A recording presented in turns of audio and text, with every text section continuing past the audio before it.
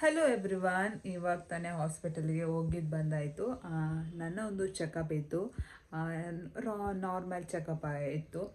ಹೋಗ್ಬಿಟ್ಟು ಚೆಕಪ್ ಮಾಡಿಸ್ಕೊಂಡು ಒಂದು ಸ್ವಲ್ಪ ಬ್ಲಡ್ ಚೆಕಪ್ ಎಲ್ಲ, ಡೆಲಿವರಿ ಆದ ನಂತರ ಸ್ವಲ್ಪ ಬ್ಲಡ್ ಚೆಕಪ್ಪು ಮತ್ತು ಅದು ಇದು ಏನೇನು ಚೆಕಪ್ ಮಾಡಿದ್ರು ಎಲ್ಲ ಮುಗಿಸ್ಕೊಂಡು ವಾಪಸ್ ಮನೆಗೆ ಬಂದಿದ್ದಾಯಿತು. ಪಾಪು ಮಲ್ಕೊಂಡಿದ್ದಾನೆ, ಅವನು ಎದ್ದಿಲ್ಲ. ಹೋಗ್ಬೇಕಾದ್ರೆ ಎದ್ದಿದ್ದ, ಆನ್ ದ ವೇ ಹೋಗ್ಬೇಕಾದ್ರೆ ಹಂಗೆ ಮಲ್ಕೊಂಡ್ಬಿಟ್ಟ. ನಮ್ಮ ಮನೆ ಹತ್ರನೇ ನಾರ್ಮಲಾಗಿ ನಾನು ಚೆಕಪ್ ಹೋಗ್ತೀನಲ್ಲ, ಅಲ್ಲೇ ಹೋಗಿದ್ದು ಬಂದಾಯಿತು. ಇವಾಗ ಇನ್ನೇನು ಮಧ್ಯಾಹ್ನ ಆಗಿದೆ. ಬೆಳಗ್ಗೆ ಟಿಫನ್ ತಿಂದಿದ್ದು, ಇವಾಗ ಸ್ವಲ್ಪ ಹೊಟ್ಟೆ ಹಸಿತಾ ಇದೆ. ಇವಾಗ ಸ್ವಲ್ಪ ಪಪಾಯ ಕಟ್ ಮಾಡಿಕೊಂಡು ತಿನ್ನಬೇಕು. ಇವತ್ತಿನ ಡೇ ಯಾವ ಥರ ಹೋಗುತ್ತೆ ಏನು ಎತ್ತ ನೋಡೋಣ. ಬೆಳಗ್ಗೆ ಟಿಫನ್ ಆಯಿತು. ಟಿಫನ್ನು ನೆನ್ನೆ ಸಾಯಂಕಾಲನೂ ಕೂಡ ನಿದ್ದೆ ಆಗಿಲ್ಲ. ಇವಾಗಂತೂ ಕಣ್ಣು ತುಂಬ ನಿದ್ದೆ ಮಾಡಿ ಎಷ್ಟೋ ದಿವಸನೇ ಆಗಿಬಿಟ್ಟಿದೆ. ಏನೂ ಮಾಡೋಕ್ಕಾಗಲ್ಲ. ಇನ್ನೊಂದು ಸ್ವಲ್ಪ ದಿವಸ ಒಂದೊಂದು ಸ್ವಲ್ಪ ಚೂರು ದೊಡ್ಡವನಾದರೆ ಆರಾಮ್ಸೆ ನಿದ್ದೆ ಮಾಡ್ಬೋದು. ಇವಾಗ ಪಪ್ಪಾಯ ಕಟ್ ಮಾಡಿಕೊಂಡು ತಿನ್ನೋಣ. ಮತ್ತು ಇನ್ನೂ ಒಂದು ವಿಷಯ ಏನು ಅಂದರೆ, ಈ ಕಾಟನ್ ಹಾಕ್ಕೊಂಡ್ರೆ ನಾನು ಮಾತಾಡೋದು ಜೋರಾಗಿ ಮಾತಾಡ್ತಾ ಇದ್ದೀನ, ಮೆಲ್ಲಗೆ ಮಾತಾಡ್ತಾ ಇದ್ದೀನ ಒಂದು ಗೊತ್ತಾಗಲ್ಲ. ತುಂಬ ಜನ ಡೆಲಿವರಿ ಆದ ನಂತರ ಒಂದು 2 ತಿಂಗಳು ಮಾತ್ರೆಗಳನ್ನ ಅವರು ಡಾಕ್ಟರ್ ಏನು ಸಜೆಸ್ಟ್ ಮಾಡಿರ್ತಾರೆ ಆ ಮಾತ್ರೆಗಳಾಗಿರಲಿ ಅಥವಾ ಹಾಲು ಪೌಡರ್ ಆಗಿರಲಿ ಇದನ್ನೆಲ್ಲ ತೊಗೊಂಡಿರ ಬಿಟ್ಬಿಟ್ಟಿರ್ತಾರೆ.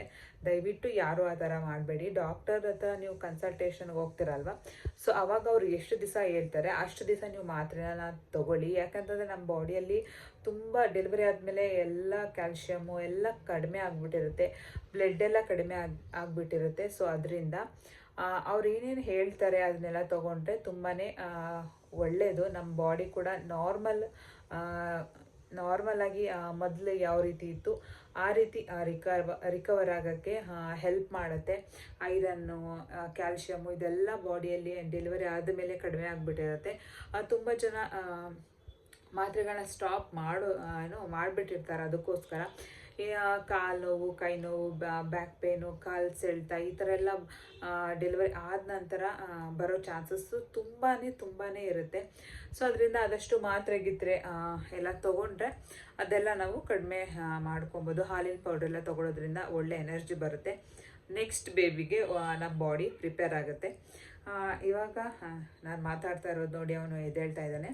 ಇವಾಗ ಸ್ವಲ್ಪ ಪಪಾಯನ ಕಟ್ ಮಾಡಿಕೊಂಡು ತಿಂದ್ಕೊಂಡು ಕೂತ್ಕೊಳ್ಳೋಣ ಬನ್ನಿ.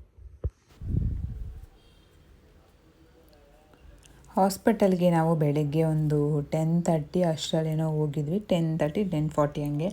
ಯಾಕಂದರೆ ಆಮೇಲೆ ಜಾಸ್ತಿ ಜನ ಬಂದುಬಿಡ್ತಾರೆ ಅಂತಂದ್ಬಿಟ್ಟು ಟೋಕನ್ ಏನಿಲ್ಲ, ಅಪಾಯಿಂಟ್ಮೆಂಟ್ ತೊಗೊಂಡ್ರೂ ಸ್ವಲ್ಪ ಬೇಗ ಹೋದರೆ ಬೇಗ ನೋಡ್ತಾರೆ. ಯಾಕಂದರೆ ಪಾಪು ಇರೋದ್ರಿಂದ ಅಂದ್ಬಿಟ್ಟು ಪಾಪು ಎಲ್ಲ ರೆಡಿ ಮಾಡಿಕೊಂಡು ಹೋಗಿ ಹಾಸ್ಪಿಟಲ್ಗೆ ಹೋಗಿ ಬಂದಾಯಿತು. ನಾನೊಂದು ರೆಗ್ಯುಲರ್ ಚೆಕಪ್ಗೆ ಹೋಗಿದ್ವಿ, ಎಲ್ಲ ನಾರ್ಮಲ್ ಇದೆ. ಇವತ್ತು ರಿಪೋರ್ಟ್ ಬರುತ್ತೆ, ನೋಡೋಣ ಏನು ಬರುತ್ತೆ ರಿಪೋರ್ಟಲ್ಲಿ ಅಂದ್ಬಿಟ್ಟು. ಬರೋದೇ ತಡ, ಹೊಟ್ಟೆ ಬೇರೆ ಹಸಿತಾಯಿತ್ತು. ಬೆಳಗ್ಗೆ ಇಡ್ಲಿ ಏನೋ ತಿಂದಿದ್ದೆ. ಅದನ್ನು ಇದನ್ನೇ ಮಾಡೋಕ್ಕಾಗಿಲ್ಲ, ಆ್ಯಡ್ ಮಾಡೋಕ್ಕಾಗಿಲ್ಲ. ಇಡ್ಲಿ ತಿಂದಿದ್ದೆ ಅಷ್ಟೇ. ಬರೋಷ್ಟರಲ್ಲಿ ಹೊಟ್ಟೆ ಹಸಿತಾಯಿತ್ತು ಅಂದ್ಬಿಟ್ಟು ಪಪಾಯ ಇತ್ತು, ಪಪಾಯನ ತಿಂತಾಯಿದ್ದೆ ಕಟ್ ಮಾಡಿಕೊಂಡು. ಪಪಾಯನೂ ಕೂಡ ಅಷ್ಟೇ ತುಂಬಾ ಒಳ್ಳೆಯದು. ಬ್ರೆಸ್ಟ್ ಫೀಡಿಂಗ್ ಇರೋರಿಗೆ ಪಪಾಯ ಕೂಡ ತುಂಬಾ ಚೆನ್ನಾಗಿ ಮಿಲ್ಕ್ ಸಪ್ಲೈ ಮಾಡೋಕ್ಕೆ ಹೆಲ್ಪ್ ಮಾಡುತ್ತೆ. ಮತ್ತು ಮಧ್ಯಾಹ್ನ ಸಿಂಪಲಾಗಿ ಅನ್ನ ಸಾಂಬಾರು, ವೆಜಿಟೇಬಲ್ ಎಲ್ಲ ಹಾಕಿ ಸಾಂಬಾರು ಮಾಡಿದರು. ಮತ್ತು ಅಳಸಿನದು ಬಿತ್ತ ಬರುತ್ತೆ, ಅದನ್ನು ಹಾಕಿ ಸಾಂಬಾರು ಮಾಡಿದರು. ಅದನ್ನು ತಿನ್ಕೊಂಡ್ಬಿಟ್ಟು ಮಲ್ಕೊಂಡಿದ್ದಾಯಿತು. ಪಾಪುನೂ ಅಷ್ಟೇ ಬಂದಮೇಲೆ ಅವ್ನು ಮಲಗೇ ಇದ್ದ ಫುಲ್ ಡೇ. ಸೊ ನಾನು ಹಂಗೆ ಅವನ ಜೊತೆನೇ ಮಲ್ಕೊಂಡಿದ್ದೆ. ಮತ್ತು ಈವ್ನಿಂಗ್ ಎದ್ದು ಕಾಫಿ ಕುಡ್ಕೊಂಡು ಸ್ವಲ್ಪ ಹೊತ್ತು ಅವನ ಜೊತೆ ಆಟ ಆಡ್ಕೊಂಡಿದ್ದೆ. ಸ್ವಲ್ಪ ಲೇಟಾಗಿ ಎದ್ದ. ಅವತ್ತು ಫುಲ್ ಡೇ ಮಲ್ಗೆ ಇದ್ದಾನೆ, ಎಬ್ಬರಿಸಿದ್ರೂ ಎದ್ದೇಳ್ತಾ ಇರಲಿಲ್ಲ. ಮಕ್ಕಳನ್ನ ಯಾವಾಗಲೂ ಅಷ್ಟೇ ಅಂತಂದರೆ ಸ್ವಲ್ಪ ವೆಯ್ಟ್ ಎಲ್ಲ ಕಡಿಮೆ ಇರ್ತಾರೆ ಅಂಥ ಮಕ್ಕಳಿಗೆ 2 ಅವರ್ಸ್ಗೊಂದ್ಸಲಿ ನಾವೇ ಎಬ್ಬಿಸಿ ಅವ್ರಿಗೆ ಫೀಡ್ ಮಾಡಬೇಕಾಗತ್ತೆ. ಸ್ವಲ್ಪ ವೆಯ್ಟ್ ಎಲ್ಲ ಚೆನ್ನಾಗಿತ್ತು ಅಂತಂದಾಗ ಅವರು ಎದ್ದು ಹೇಳ್ತಾರಲ್ವ, ಸ್ನಾನ ಮಾಡಿದವಾಗಲಿ ಅಥವಾ ಮಲ್ಕೊಂಡು ಅವರು ಎದ್ದ ಮೇಲೇ ಅವ್ರಿಗೆ ಫೀಡ್ ಮಾಡಿಸೋದು ತುಂಬಾ ಒಳ್ಳೆಯದು. ಯಾಕಂದರೆ ನಿದ್ದೆ ಮಧ್ಯೆ ಅವ್ರನ್ನ ಎಬ್ಸಿದ್ರೆ ಅವರು ಕ್ರ್ಯಾಂಕಿ ಆಗಿಬಿಡ್ತಾರೆ. ಅವ್ರಿಗೆ ನಿದ್ದೆ ಸಾಲಿಲ್ಲ ಅಂದರೆ, ಈಗ ನಾವೇನೇ ನಿದ್ದೆ ಸಾಲಿಲ್ಲ ಅರ್ಧಂಬರ್ಧ ನಿದ್ದೆ ಅಂತಂದರೆ ನಮಗೇ ಒಂಥರ ಅನ್ನಿಸ್ತಾ ಇರುತ್ತೆ. ಅವರು ಕೂಡ ಹಾಗೇ. ಸೊ ಅದರಿಂದ ಆದಷ್ಟು ಒಂದು 3 ತಿಂಗಳ ಮೇಲೆ ಅಂತಂದರೆ ನಾರ್ಮಲ್ ವೆಯ್ಟಿಗಿಂತ ಹುಟ್ಟಿದ ವೆಯ್ಟಿಗಿಂತ ಸ್ವಲ್ಪ ಇಂಪ್ರೂವ್ಮೆಂಟ್ ಕಾಣಿಸ್ತಾ ಇರಬೇಕು. ಪ್ರತಿಯೊಂದು ತಿಂಗಳಲ್ಲೂ ಅವರ ವೆಯ್ಟು ಇನ್ಕ್ರೀಸ್ ಆಗ್ತಾ ಬರಬೇಕು. ಸಪೋಸ್ ಏನಾದರೂ ಆಗ್ತಾ ಇಲ್ಲ ಅಂತಂದಾಗ ಒಂದು ಸಲ ಚೆಕಪ್ ಮಾಡಿಸ್ಕೊಳ್ಳೋದು ತುಂಬಾ ಬೆಸ್ಟ್ ಅಂತಲೇ ಹೇಳ್ಬೋದು.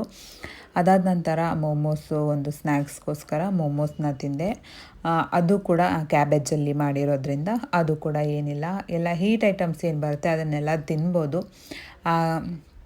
ಮತ್ತು ಪಾಪನ ಒಂದು ಸ್ವಲ್ಪ ಎತ್ಕೊಂಡು ಆಟ ಆಡಿಸ್ತಾ ಇದ್ದೆ. ಅವನು ಯಾಕೋ ಸ್ವಲ್ಪ ಅಳ್ತಾ ಇರಬೇಕಾದ್ರೆ ಅವನ್ನ ಎತ್ಕೊಳ್ಳೇಬೇಕು.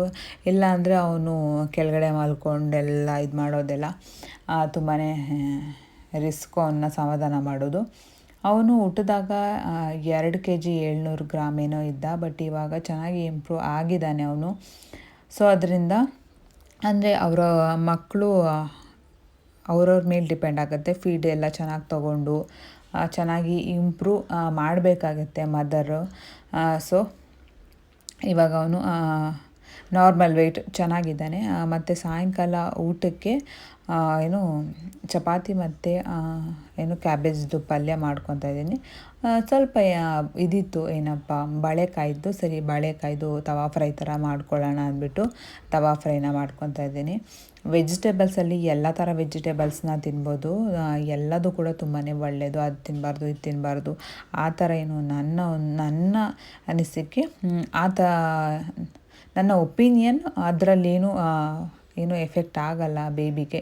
ಯಾಕಂದರೆ ನಾವೆಲ್ಲ ಥರ ವೆಜಿಟೇಬಲ್ಸು ಫ್ರೂಟ್ಸ್ ಎಲ್ಲ ತಿಂದಾಗಲೇ ತಾನೇ ನಮಗೆ ಒಂದು ಒಳ್ಳೆ ಮಿಲ್ಕ್ ಸಪ್ಲೈ ಆಗೋಕ್ಕೆ ಸಹಾಯ ಆಗುತ್ತೆ.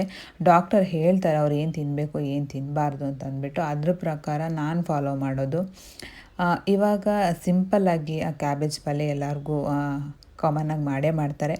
ಸ್ವಲ್ಪ ಒಗ್ಗರಣೆಯಾಗಿ ಹಾಕಿ ಈರುಳ್ಳಿ, ಹಸಿಮೆಣಸಿನಕಾಯಿ ಹಾಕಿ ಈರುಳ್ಳಿ ಇದನ್ನೆಲ್ಲ ಚೆನ್ನಾಗಿ ಫ್ರೈ ಮಾಡಿಕೊಂಡು ಕ್ಯಾಬೇಜ್ ಹಾಕಿ ಸ್ವಲ್ಪ ಅರಿಶಿನ ಪುಡಿ, ಒಂದು ಸ್ವಲ್ಪ ಉಪ್ಪು ಹಾಕಿ ಫ್ರೈ ಮಾಡೋದು ಅಷ್ಟೇ. ಇದಕ್ಕೆ ಬೇಕಂತಂದರೆ ಕಾಯಿ ತುರಿನೂ ಹಾಕೊಬೋದು. ಕಾಯಿ ತುರಿನ ನಾನು ಹಾಕಿಲ್ಲ, ಸೊ ನಮ್ಮ ಮನೇಲಿ ಇರಲಿಲ್ಲ ಅಂತಂದ್ಬಿಟ್ಟು ನಾನು ಹಾಕಿಲ್ಲ. ಕಾಯಿ ತುರಿ ಹಾಕ್ಕೊಂಡ್ರೆ ಯಾವುದೇ ಪಲ್ಯಕ್ಕಾದ್ರೂ ಅಷ್ಟೇ ಕಾಯಿ ತುರಿ ಹಾಕ್ಕೊಂಡ್ರೇ ಎಕ್ಸ್ಟ್ರಾ ಒಂದು ಟೇಸ್ಟು ಸಿಗುತ್ತೆ. ಇದನ್ನು ಮಾಡಿಕೊಂಡು ಚಪಾತಿ ಇದೆಲ್ಲ ಅವತ್ತಿನ ಒಂದು ನೈಟ್ ಡಿನ್ನರ್ ಆಗಿತ್ತು. ನೈಟ್ ಅಷ್ಟೇ ನಾನು ಜಾಸ್ತಿ ತಿನ್ನೋಕ್ಕೆ ಹೋಗೋದಿಲ್ಲ. ಇನ್ನೂ ಸ್ವಲ್ಪ ತಿನ್ನಬೇಕು ಅನ್ನಂಗಲೇ ನಾನು ಪ್ರತಿಯೊಂದು ಊಟ ಆದರೂ ಅಷ್ಟೇ, ಪ್ರತಿಯೊಂದು ಮೀಲ್ ಆದ್ರೂ ಅಷ್ಟೇ ಇನ್ನೂ ಸ್ವಲ್ಪ ತಿನ್ನಬೇಕು ಅನ್ನಂಗಲೇ ನಾನು ತಿನ್ನೋದು. ಹೆವಿ ಲೋಡ್ ಮಾಡಿಕೊಂಡು ಮಲ್ಕೊಳ್ಳೋದು ಇದು ನನಗೆ ಅಭ್ಯಾಸ ಇಲ್ಲ. ಆ್ಯಕ್ಚುಲಿ ನಾನು ಸ್ವಲ್ಪ ಬೇಗನೆ ಊಟ ತಿಂತೀನಿ. ಒಂದು 7:30 8 ಗಂಟೆ, ಒಂದೊಂದ್ಸಲಿ 7 ಗಂಟೆಗೆ ತಿಂದುಬಿಡ್ತೀನಿ. ಒಂದೊಂದ್ಸಲಿ 6:45ಗೂ ನಾನು ಊಟ ತಿಂತೀನಿ. ನನಗೆ ಬೇಗ ತಿಂದು ಡೈಜೆಷನ್ ಆದ ನಂತರ ನನಗೆ ಮಲಗಿ ಅಭ್ಯಾಸ. ಇವಾಗ ಸ್ವಲ್ಪ ಪಾಪು ಇರೋದ್ರಿಂದ ಟೈಮಿಂಗ್ಸು ಹಾಗೆ ಹೀಗೆ ಆಗ್ತಾಯಿದೆ. ಅಷ್ಟು ಬಿಟ್ಟರೆ ಆದಷ್ಟು ನಾನು ಬೇಗನೆ ಊಟ ಮಾಡೋಕ್ಕೆ ಟ್ರೈ ಮಾಡ್ತೀನಿ. ಮತ್ತು ಮಲ್ಕೋಬೇಕಾದ್ರೆ 1 ಲೋಟ ಹಾಲನ್ನ ಕುಡ್ದು ಡಾಕ್ಟರು ಪೌಡರ್ ಎಲ್ಲ ಬರ್ಕೊಟ್ಟಿದ್ದಾರಲ್ಲ, ಹಾಲಿನ ಪೌಡರು, ಅದನ್ನು ಹಾಕ್ಕೊಂಡು ಅಥವಾ ನನಗೆ ಯಾವುದಾದ್ರೂ ಇಷ್ಟ ಬಂದಿರೋ ಥರ ಪೌಡರ್ನ ಹಾಕಿ ಒಟ್ಟಿನಲ್ಲಿ ಹಾಲನ್ನ ಕುಡ್ಕೊಂಡು ಮಲ್ಕೋತೀನಿ. ಯಾಕಂದರೆ ನೈಟು ಎದ್ದು ಫೀಡ್ ಮಾಡಬೇಕಾಗತ್ತೆ.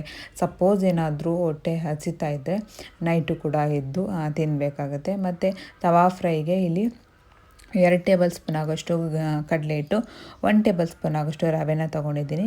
ಗರಂ ಮಸಾಲ, ಧನಿಯಾ ಪೌಡರ್, ಚಿಲ್ಲಿ ಪೌಡರ್, ಸ್ವಲ್ಪ ಸಾಲ್ಟು, ಸ್ವಲ್ಪ ಚಾಟ್ ಮಸಾಲ, ಸ್ವಲ್ಪ ಅರಿಶಿನ, ಸ್ವಲ್ಪ ಹುಚ್ಚೆಳ್ಳು ಎಣ್ಣೆ ಬರುತ್ತೆ ನೋಡಿ, ಅದನ್ನು ಹಾಕ್ಕೊಂಡು ಚೆನ್ನಾಗಿ ಮಿಕ್ಸ್ ಮಾಡ್ಕೊತಾ ಇದ್ದೀನಿ. ನಾನು ಅಂದರೆ ನಮ್ಮಲ್ಲಿ ಎಲ್ಲರಿಗೂ ಹುಚ್ಚೆಳ್ಳೆಣ್ಣೆ ಯೂಸ್ ಮಾಡಲ್ಲ. ನಾನೇನಾದರೂ ಸಪ್ರೇಟಾಗಿ ಮಾಡ್ತೀನಲ್ವ, ಅದರಲ್ಲಿ ಅಥವಾ ನನಗೆ ಅಂತ ಸಾಂಬಾರು ಮಾಡಿರ್ತಾರಲ್ಲ ಆ ಸಾಂಬಾರುಗಳಿಗೆ ಹುಚ್ಚೆಳ್ಳೆಣ್ಣೆನ ಯೂಸ್ ಮಾಡ್ತೀನಿ. ತುಂಬಾ ಚೆನ್ನಾಗಿರುತ್ತೆ. ನೀವು ಈ ಥರ ಎಣ್ಣೆನ ಯೂಸ್ ಮಾಡ್ತೀರಾ? ನಮ್ಮ ಕಡೆ ಪ್ರೆಗ್ನೆಂಟ್ ಇರೋರಿಗೆ ಅಥವಾ ಈ ಮೆಚೂರ್ಡ್ ಆಗಿರ್ತಾರಲ್ಲ ಅಂಥವ್ರಿಗೆಲ್ಲ ಇದೇ ಥರ ಎಣ್ಣೆನ ಯೂಸ್ ಮಾಡ್ತಾರೆ. ಇದು ಕೆ ಜಿನೇ 1 ಲೀಟರು 500 ರುಪೀಸ ಏನೋ ಗೊತ್ತಿಲ್ಲ. ನಮ್ಮ ಹಸ್ಬೆಂಡ್ ಅವರು ತರಿಸಿದ್ರು. ಇವಾಗ ನೀಟಾಗಿ ಎಲ್ಲನೂ ಮಿಕ್ಸ್ ಮಾಡಿಕೊಂಡು ಏನು ಬಾಳೆಕಾಯಿ ಏನಿದೆ ಅದನ್ನು ಇದಕ್ಕೆ ಚೆನ್ನಾಗಿ ಎಲ್ಲ ಕಡೆ ಕೋಟಿಂಗ್ ಆಗೋ ಥರ ಎಲ್ಲನೂ ಮಿಕ್ಸ್ ಮಾಡ್ಕೊಬೇಕು.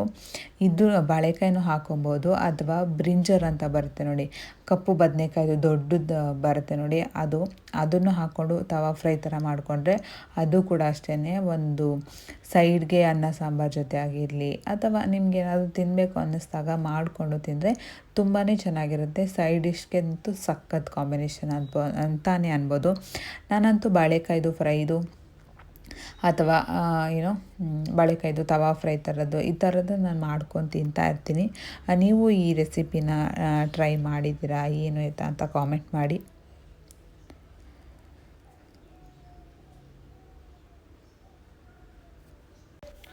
ಮೊದಲು ನನ್ನ ಒಂದು ವೀಡಿಯೋನ 2 o'clock ಹಾಕ್ತಾಯಿದ್ದೆ, ಬಟ್ ಇವಾಗ ಸ್ವಲ್ಪ ಟೈಮ್ ಚೇಂಜ್ ಮಾಡ್ಕೊಳ್ಳೋಣ ಅಂದ್ಬಿಟ್ಟು 10:30ಗೆ ನನ್ನ ಒಂದು ವ್ಲಾಗ್ ಹಾಕ್ತೀನಿ, ಮತ್ತು ಮಿನಿ ವ್ಲಾಗ್ನ 12 o'clock ಹಂಗೆ ಹಾಕ್ತೀನಿ. ಯಾಕಂತಂದರೆ ನಾನು ಬೆಳಗ್ಗೆನೇ ಹಾಕಿಬಿಟ್ಟು ವೀಡಿಯೋನ ಮಲ್ಕೊಂಡ್ಬಿಟ್ರೆ ಮತ್ತೆ ಮಲ್ಕೊಳ್ತೀನಿ. ಸೊ ಎದ್ದು ಊಟ ಗೀಟ ಎಲ್ಲ ಮಾಡಿಕೊಂಡು ಮತ್ತೆ ಅಪ್ಲೋಡ್ ಮಾಡೋ ಅಷ್ಟರಲ್ಲಿ ಲೇಟ್ ಆಗಿಬಿಡುತ್ತೆ ಅಂತ ಅಂದ್ಬಿಟ್ಟು ನಾನು ಬೆಳಗ್ಗೆನೇ ಮಲ್ಕೊಳ್ಳೋ ಅಷ್ಟರಲ್ಲಿ ಎಲ್ಲ ಅಪ್ಲೋಡ್ ಮಾಡಿ ಇಟ್ಬಿಡೋಣ. ಸಪೋಸ್ ಏನಾದರೂ ಟೈಮ್ ಇತ್ತು ಅಂತಂದರೆ ನೈಟೇ ವೀಡಿಯೋನ ಅಪ್ಲೋಡ್ ಮಾಡಿಬಿಡ್ತೀನಿ, ಟೈಮಿಂಗ್ಸ್ ಎಲ್ಲ ಸೆಟ್ ಮಾಡಿ. ಮತ್ತು ವೀಡಿಯೋಸ್ ಎಲ್ಲ ಯಾವ ಥರ ಬರ್ತಾಯಿದೆ ಏನು ಎತ್ತಾ ಅಂತ ದಯವಿಟ್ಟು ಕಾಮೆಂಟ್ ಮಾಡಿ ಹೇಳಿ. ನನಗೂ ಕೂಡ ಏನಾದರೂ ಚೇಂಜಸ್ ಮಾಡ್ಕೊಳ್ಳೋದು ಏನಾದರೂ ಇತ್ತು ಅಂತಂದರೆ ನಾನು ಕೂಡ ನನ್ನ ವೀಡಿಯೋನ ಸ್ವಲ್ಪ ಇಂಪ್ರೂವ್ಮೆಂಟ್ ಮಾಡ್ಕೊಬೋದು. ಇನ್ನೇನು 5ನೇ ತಾರೀಕು ಬಂದರೆ ಪಾಪುಗೆ 3 ಮಂತ್ ಕಂಪ್ಲೀಟ್ ಆಗುತ್ತೆ. ಎಷ್ಟು ಬೇಗ 3 ಮಂತ್ ಹೋಯ್ತು ಅಂತಲೇ ಗೊತ್ತಿಲ್ಲ. ಎಲ್ಲೋ ನಿನ್ನೆ ಮೊನ್ನೆ ಹುಟ್ಟಿದಂಗಿದೆ. ಆಲ್ರೆಡಿ 3 ಮಂತ್ ಆಗ್ತಾಯಿದೆ. ನೋಡೋಣ ಇನ್ನೇನು. ಇವಾಗ ಏನು ಆಷಾಢ ಬರ್ತಾಯಿದೆ. ಆಷಾಢದಲ್ಲಿ ಸ್ವಲ್ಪ ಗೋಲ್ಡ್ ರೇಟು ಕಡಿಮೆ ಆಗೋ ಚಾನ್ಸಸ್ ಇದೆ, ಏನೋ ಗೊತ್ತಿಲ್ಲ. ನೋಡೋಣ, ಆಷಾಢದಲ್ಲಿ ಒಂದು ಸ್ವಲ್ಪ ಮಟ್ಟಿಗೆ ಕಡಿಮೆ ಆಗುತ್ತೆ. ಆವಾಗ ಸ್ವಲ್ಪ ಪಾಪುಗೆ ಏನು ಉಡ್ದಾರ ಮತ್ತು ಓಲೆ ಎಲ್ಲ ತೊಗೊಬೇಕು. ಸೊ ಅದನ್ನು ಕೂಡ ನಾನು ವೀಡಿಯೋನ ಮಾಡ್ಕೊತೀನಿ. 5 ತಿಂಗಳಿಗೆ ಪಾಪುಗೆ ಕಿವಿನ ಚುಚ್ಚಿಸ್ಬೇಕು, ಮತ್ತು 5 ತಿಂಗಳಿಗೆ ನಮ್ಮ ಅಪ್ಪನ ಮನೆ ಕಡೆ ದೇವ್ರಿಗೆ ಹೋಗಬೇಕು. ಇನ್ನೇನೊಂದು 2 ಮಂತ್ ಇದೆ. ಎಷ್ಟು ಬೇಗ ಬಂತು ಅಂತಲೇ ಗೊತ್ತಿಲ್ಲ. ಇನ್ನು ನಮ್ಮ ಪಾಪುನು ಕೂಡ ಈ ಮಂತಲ್ಲಿ ಯಾವ ಥರ ಇದು ಡೆಕೋರ್ ಮಾಡೋದು ಅಂತ ಯೋಚನೆ ಮಾಡ್ತಾಯಿದ್ದೀನಿ. ಯಾವುದಾದ್ರೂ ಚೆನ್ನಾಗಿರೋದೊಂದು ಥೀಮ್ ಯಾವುದಾದ್ರೂ ಇದ್ದರೆ ಅದನ್ನು ಕಾಮೆಂಟ್ ಮಾಡಿ. ಮತ್ತು ಬಾಣಂತನದಲ್ಲಿ ಅದು ತಿನ್ನಬಾರ್ದು ಇದು ತಿನ್ನಬಾರ್ದು, ಬರೀ ಅನ್ನ ತಿನ್ನಬೇಕು, ಆ ಥರ ಎಲ್ಲ ರೂಲ್ಸ್ ಇರುತ್ತೆ. ಸೊ ಅದು ಎಷ್ಟರ ಮಟ್ಟಿಗೆ ನೀವು ಫಾಲೋ ಮಾಡ್ತೀರಾ ಏನೋ ನನಗೆ ಗೊತ್ತಿಲ್ಲ. ಬಟ್ ನಾನು ತುಂಬ ಓವರಾಗೆಲ್ಲ ನಾನು ಫಾಲೋ ಮಾಡೋದಿಲ್ಲ. ಯಾಕೆ ಅಂತಂದರೆ ನಾನು ಆಲ್ರೆಡಿ ನನಗೆ ಸರ್ಜರಿ ಆಗಿರೋದ್ರಿಂದ ನಾನು ಏನೂ ತಿಂದಿರ ಇದ್ದರೆ ನನ್ನ ಬಾಡಿಗೆ ಏನೂ ಸಿಗೋದಿಲ್ಲ. ಸೊ ಅದರಿಂದ ಮತ್ತು ಮಿಲ್ಕ್ ಸಪ್ಲೈ ಆಗೋದಿಲ್ಲ. ಸೊ ಅದರಿಂದ ನಾನು ಅಂದರೆ ನೋಡ್ಕೊತೀನಿ, ತಿನ್ನಬಾರ್ದು ಅನ್ನೋ ಥರದ್ದಿದ್ದರೆ ಅದನ್ನು ನಾನು ತಿನ್ನೋಕ್ಕೆ ಹೋಗೋದಿಲ್ಲ. ಒಂದು ಸಲ ಡಾಕ್ಟರ್ ಹೇಳ್ತಾರೆ ಏನು ತಿನ್ನಬೇಕು ಏನು ತಿನ್ನಬಾರ್ದು, ಏನು ತಿಂದರೆ ಏನಾಗುತ್ತೆ ಅನ್ನೋದನ್ನೆಲ್ಲ ಅವ್ರು ಎಕ್ಸ್ಪ್ಲೇನ್ ಮಾಡ್ತಾರೆ. ಸೊ ನಾನು ಅದ್ರ ಪ್ರಕಾರ ನನ್ನ ಬಾಡಿಗೆ ಏನು ಬೇಕು, ನನ್ನ ಬಾಡಿಗೆ ಏನು ತಿಂದರೆ ನನಗೆ ಮಿಲ್ಕ್ ಸಪ್ಲೈ ಆಗುತ್ತೆ ಆ ಥರ ನೋಡಿಕೊಂಡು ನನ್ನ ಒಂದು ಫುಡ್ ರೊಟೀನ ನಾನು ಫಾಲೋ ಅಪ್ ಮಾಡ್ತೀನಿ. ನೀವು ಯಾವ ಥರ ಫಾಲೋ ಅಪ್ ಮಾಡ್ತೀರಾ? ಇಲ್ಲ ನೀವು ನಿಮ್ಮ ಮನೆಯಲ್ಲಿ ಅಂದರೆ ಏಜ್ ಆಗಿರೋರೆಲ್ಲ ಇರ್ತಾರಲ್ವ, ಅಂಥವ್ರ ಮನೇಲಿ ತುಂಬಾ ಸ್ಟ್ರಿಕ್ಟಾಗಿ ಫಾಲೋ ಮಾಡ್ತಾರೆ ಅಂತ ಅನಿಸುತ್ತೆ. ಬಟ್ ನನಗೆ ಗೊತ್ತಿಲ್ಲ.